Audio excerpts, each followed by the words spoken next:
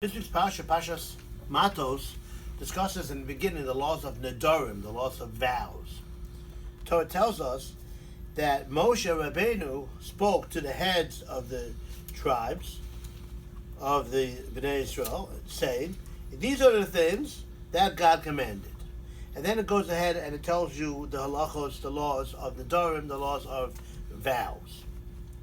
The question is, how come, specifically by this mitzvah, by the laws of vows, what types of vows, keeping the vows, getting out of the vows.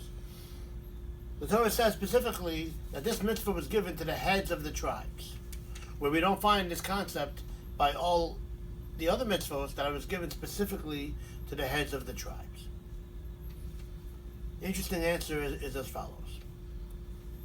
One of the halachos, which is fascinating by Nedarim, by vows, is if there's a Pesach, if there's an opening, which I'll explain in a second, then the vow doesn't work, and you don't have to fulfill the vow.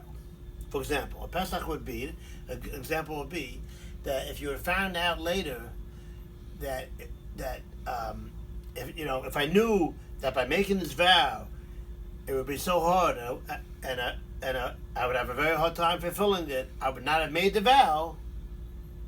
If that's the true concept, that if you knew that it would be so difficult, and if I knew I couldn't do this thing because of the vow, I would not have made it, then you don't have to fulfill the vow. That's called a Pesach, an opening, and a Chacham, a wise man, can release you from the vow. Says Reb Itzlom Rivalajin in the Sefer Pek Kodesh, fascinating idea. The reason why the halachos of Nedarim were given to the heads of the tribes is because if the Torah would just say, these are the halachos, and say, don't profane your words, lo yachal v'ro, without a Pesach, without an opening, but with a opening, then it would be okay, each person would go ahead and they would make vows, and they wouldn't fulfill them by saying, I have an opening.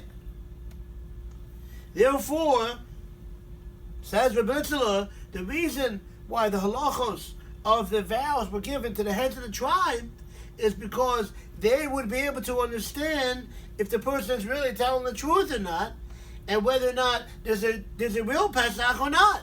Otherwise, a person could just fake Pesach because they don't want to fulfill the rest of the vow, and then the whole concept of vows would be kal, would be light in people's eyes, and you could try to fool the system, to try to beat the system. We know, obviously, you can't fool God. You can't beat the system. But interesting shot. The reason why the heads of the tribes were given the mitzvah is because they could determine whether or not, when a person tries to get out of a vow by saying, if I knew that this would happen, I wouldn't make the vow, whether or not he's really telling the truth or not, or whether or not he's just trying to play games and get out of fulfilling the vow. Shabbat Shalom.